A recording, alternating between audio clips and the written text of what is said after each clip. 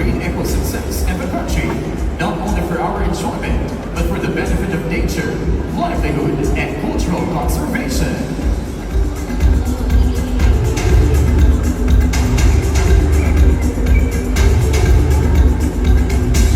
Designer, Chris Sapalpala.